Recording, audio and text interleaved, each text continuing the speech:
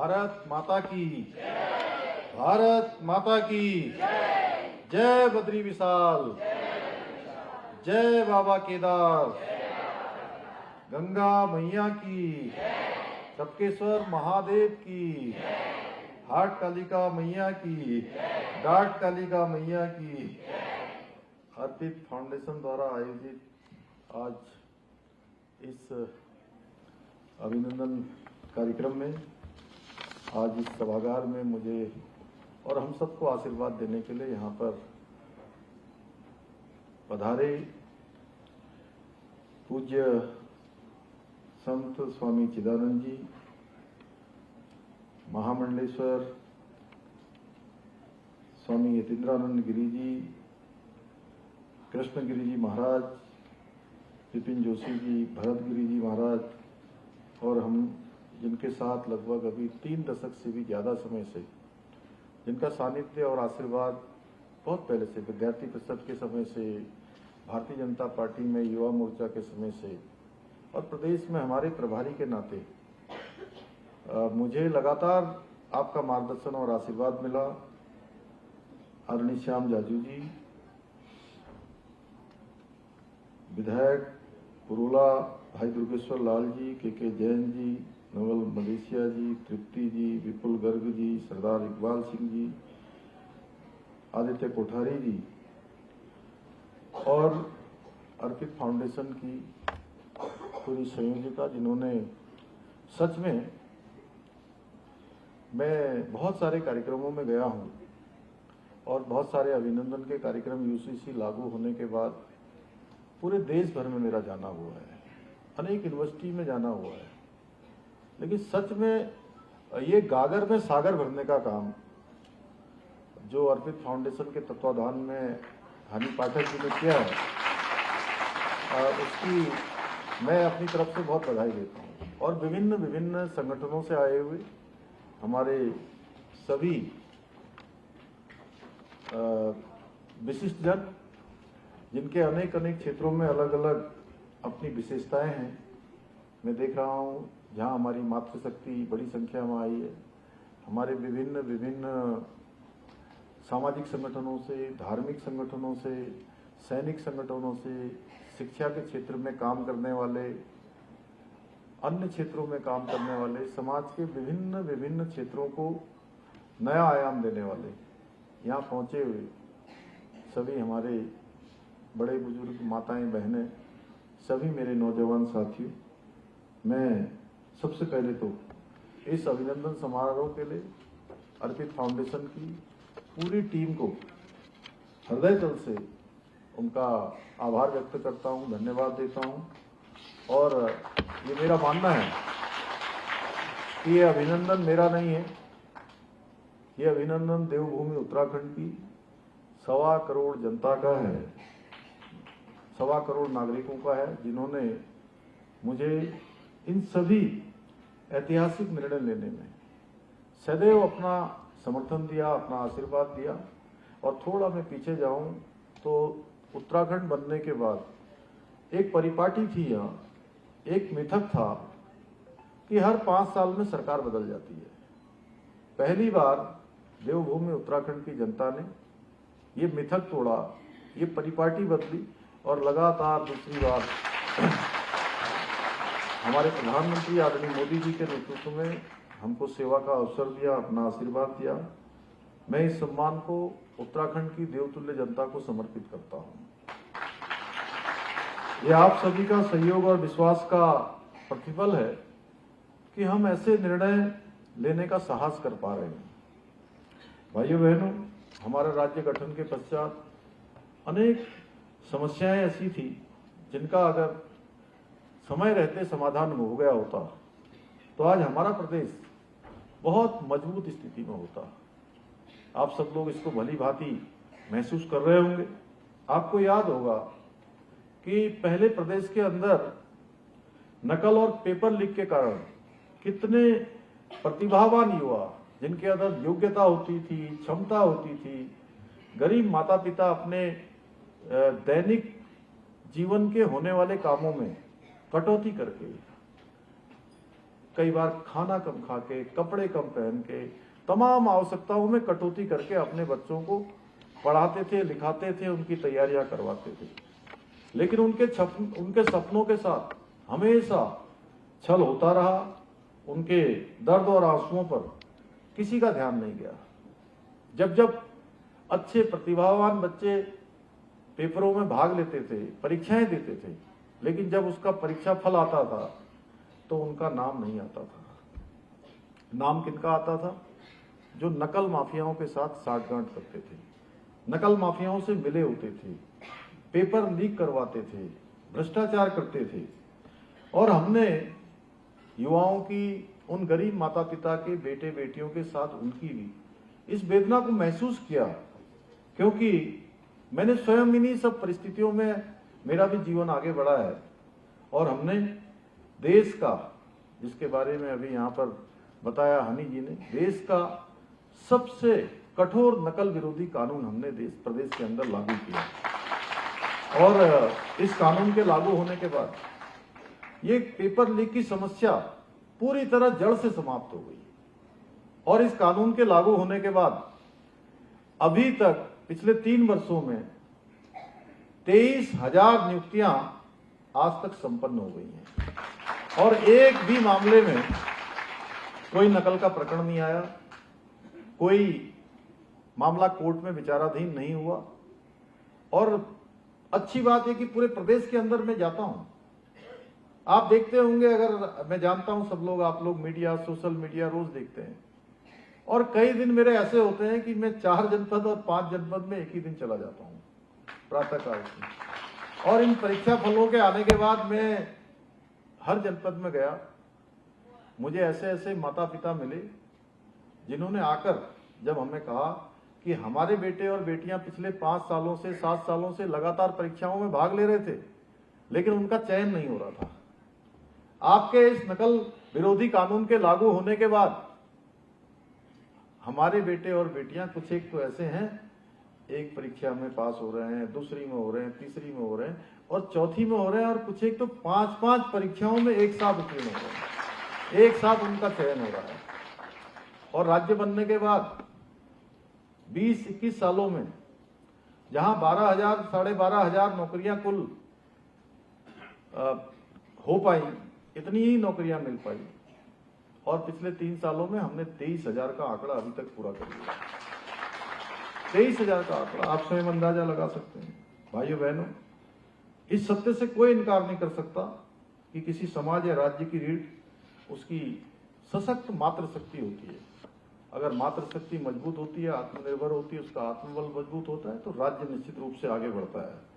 यदि किसी राज्य की नारी शक्ति यदि प्रगति कर रही है तो उस राज्य के विकास को कोई ताकत नहीं रोक सकती, उस राष्ट्र की प्रगति को भी कोई ताकत नहीं रोक सकती। जहां नारी का सम्मान होता है, सच्चे अर्थों में वहीं समृद्धि आती है, वहीं संस्कार फलते फूलते हैं। हम कहते भी यत्र नारस्तु पूजन्ते रमन्तु तत्र देवता। और हमारे प्रधानमंत्री जी के कुशल नेतृत्व में मातृशक्ति के सशक्तिकरण की दिशा में निरंतर आज देश के अंदर कार्य किए जा रहे हैं। चाहे महिलाओं को संसद और विधानसभा में 33% का आरक्षण की मंजूरी देना हो, बेटी बचाओ बेटी पढ़ाओ अभियान हो, बेटियों की शिक्षा सुरक्षा को प्राथमिकता देना हो, उज्ज्वला योजना के आने से महिलाओं को धुएं से मुक्ति दिलाना हो, या लखपति दीदी योजना लाकर महिलाओं को आत्मनिर्भर बनाना हो, या ट्रिपल तलाक जैसी कुप्रथा को समाप्त करना हो, ऐसे अनेक निर्णय आदरणीय प्रधानमंत्री मोदी जी ने मातृशक्ति के सम्मान को सुनिश्चित करने के लिए अनेक ऐतिहासिक निर्णय लिए हैं। हमारी सरकार भी आदरणीय प्रधानमंत्री जी के मार्गदर्शन में राज्य के अंदर मातृशक्ति को आगे लाने के लिए हमने 30% का आरक्षण सभी नौकरियों में विधानसभा में इसका विधेयक लाकर सुनिश्चित कर दिया। मुख्यमंत्री नारी सशक्तिकरण योजना, मुख्यमंत्री महालक्ष्मी योजना, मुख्यमंत्री वात्सल्य योजना, मुख्यमंत्री आंचल अमृत योजना और पोषण योजनाएं जैसी अनेक योजनाएं हमने प्रदेश के अंदर लागू की है। इन योजनाओं के माध्यम से प्रदेश की बेटियों न केवल उनको सरकारी सेवाओं में उनका चयन हो रहा है, बल्कि स्वयं सहायता समूह, स्टार्टअप्स, इसी सभागार के अंदर अभी हमने होम स्टे चलाने वाले अभी स्टार्टअप चलाने वाले, उन सबके साथ संवाद स्थापित किया था। और मुझे बताते हुए खुशी हो रही है कि उसमें लगभग 70-75% से ज्यादा संख्या अगर किसी की है तो हमारी मातृशक्ति की है। और आज भी पूज्य स्वामी जी, महाराज जी, आप इस सभागार में देखेंगे तो आज भी आपको कितने 80,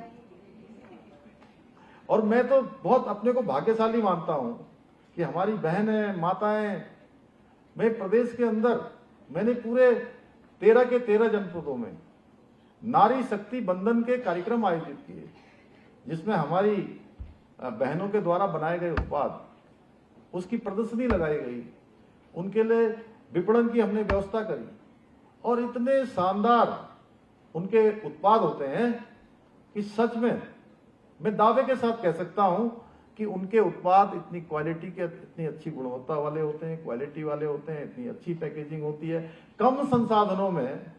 ये उनके कौशल को दर्शाता है कि कई बार वो बड़ी बड़ी बहुराष्ट्रीय कंपनियों को भी पीछे छोड़ देती है, उनको फेल कर देती है। मैं कहूँगा भाइयों बहनों, आदरणीय प्रधानमंत्री जी के नेतृत्व और मार्गदर्शन में हमने उत्तराखंड में देश में सबसे पहले एक गौरव हम सब उत्तराखंड वासियों को प्राप्त हो गया कि हमने ऐतिहासिक कदम यूसीसी लागू करके पूरे देश में पहला राज्य होने का गौरव भी हम सबको प्राप्त हो गया। और यूसीसी लागू होने से न केवल राज्य के सभी नागरिकों को समान अधिकार प्राप्त हो गए, बल्कि प्रदेश में महिला सशक्तिकरण को भी बल मिला है।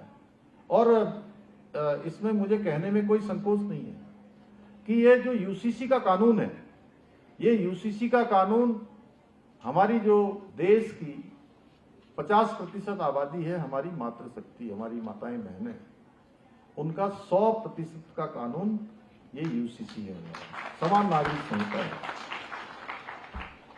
जहां एक और यूसीसी के माध्यम से उत्तराखंड की जो हमारी मुस्लिम बहन बेटियां हैं, उन सभी को तमाम प्रकार की जो कुरीतियां, उन कुरीतियों से छुटकारा मिलेगा। वहीं प्रदेश की किसी भी महिला को उत्तराधिकार या संपत्ति के अधिकार में भी किसी भी प्रकार का उनको भेदभाव का सामना नहीं करना पड़ेगा। आज के अवसर पर मैं एक बात जरूर स्पष्ट कर देना चाहता हूं कि समान नागरिक संहिता किसी धर्म या पंथ के खिलाफ नहीं है, बल्कि समाज की जो कुप्रथाएं हैं उनको मिटाकर सभी नागरिकों के बीच समानता से समरसता स्थापित करने का एक संवैधानिक उपाय है। इस कानून के माध्यम से किसी भी धर्म की मूल मान्यताओं, प्रथाओं को नहीं बदला गया है, बल्कि कुप्रथाओं को केवल दूर किया गया है। कुछ लोग यूसीसी में लिव इन संबंध के रजिस्ट्रेशन को लेकर भी कई प्रकार के भ्रम फैला रहे हैं। मैं आज आप सबसे ये अनुरोध करना चाहता हूं, इसलिए मैं आप सबके बीच में स्पष्ट कर रहा हूं कि इसके पीछे हमारा एक ही मंतव्य है कि हमारी बहन बेटियों की सुरक्षा सुनिश्चित करना और इन संबंधों से जन्म लेने वाले बच्चों के अधिकारों एवं भविष्य की रक्षा करना। यह हमारी संस्कृति में कहीं नहीं है। मैं व्यक्तिगत रूप से इसको ठीक भी नहीं मानता हूं, लेकिन उसके बावजूद भी भारत का सर्वोच्च न्यायालय कई बार इस पर निर्णय ले चुका है। हम लोकतांत्रिक मूल्यों को मानने वाले हैं।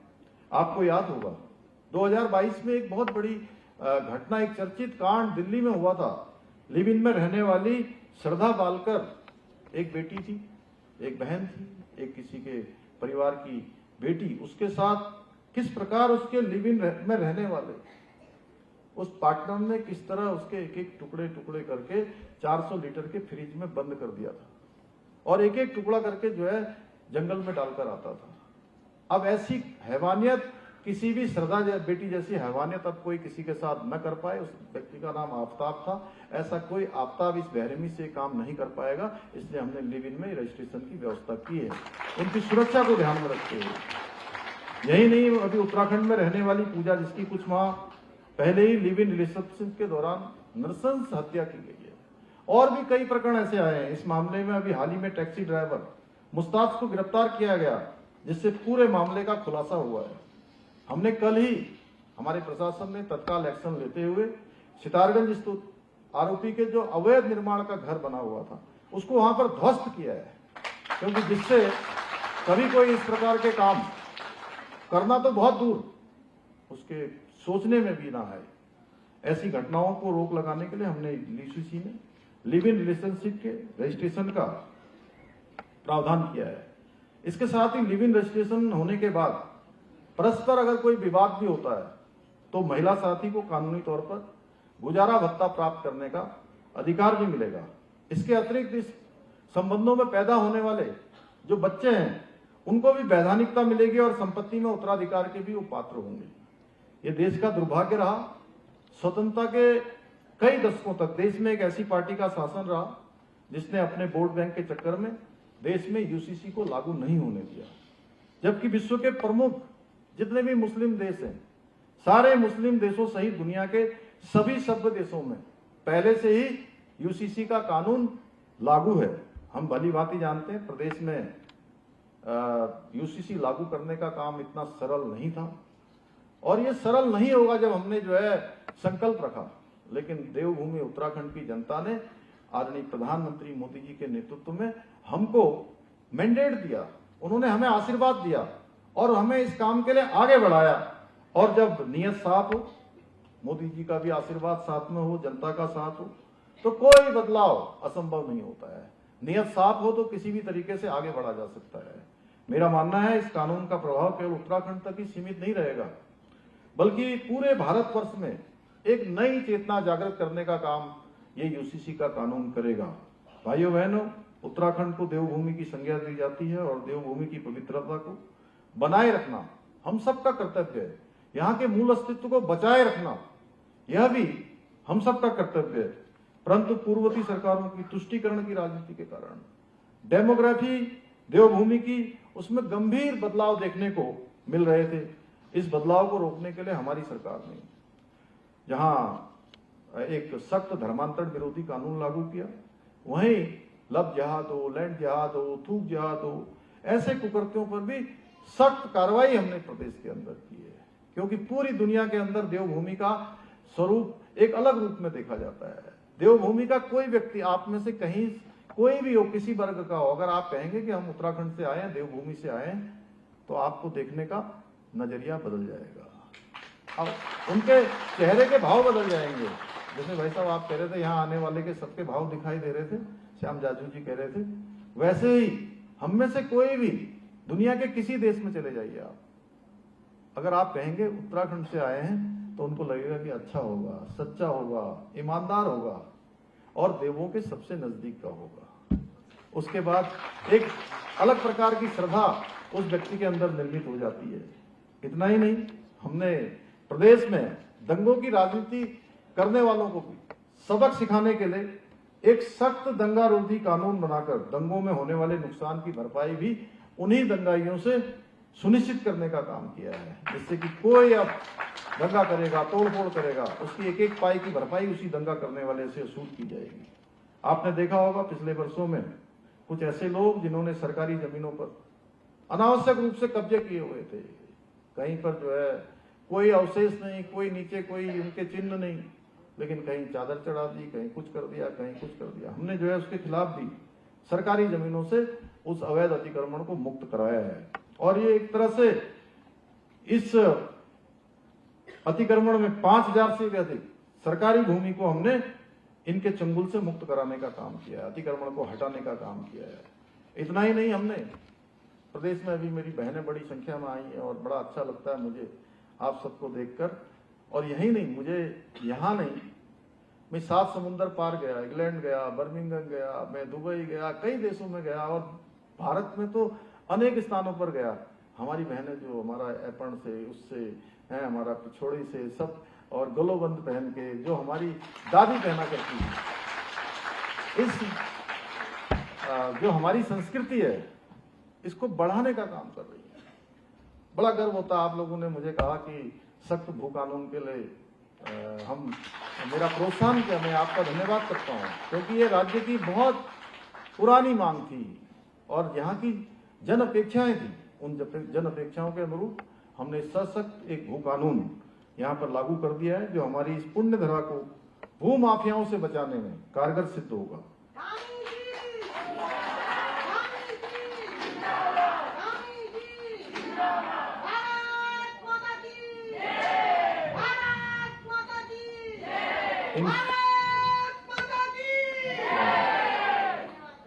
इन सभी ऐतिहासिक निर्णयों को लेकर हमने न केवल उत्तराखंड की वर्तमान पीढ़ी को एक नई दिशा दिखाने का प्रयास किया है, बल्कि आने वाली पीढ़ियों के लिए भी एक आदर्श एवं सुरक्षित उत्तराखंड निर्माण की नींव रखी है। मैं आज के अवसर पर आप सभी को विश्वास दिलाता हूं कि हमारी सरकार उत्तराखंड को देश का श्रेष्ठ राज्य बनाने के अपने विकल्प रहित संकल्प के मूल मंत्र के साथ इसी प्रकार दिन रात कार्य करती रहेगी। आप सब लोगों ने मुझे और मेरी सरकार को अपना असीम प्यार और समर्थन दिया।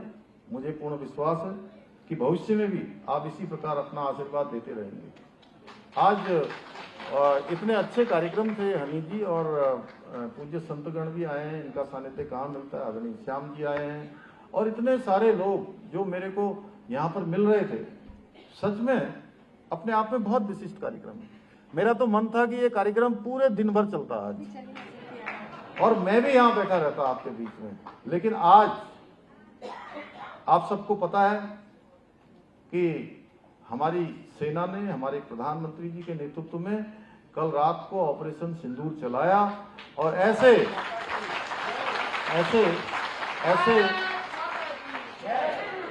ऐसे राक्षस जिन्होंने जो कायराना हमला किया, ये कायराना जो घटना हुई, निश्चित रूप से उसका बदला लेने का काम भारत की सेना ने पाकिस्तान के अंदर जाकर उन आतंकियों के ठिकानों को नष्ट करने का काम किया है। और मोदी जी के नेतृत्व में आज का भारत ऐसा भारत है जो दोस्ती भी करना जानता है और दुश्मनी भी ठीक प्रकार से करना जानता है।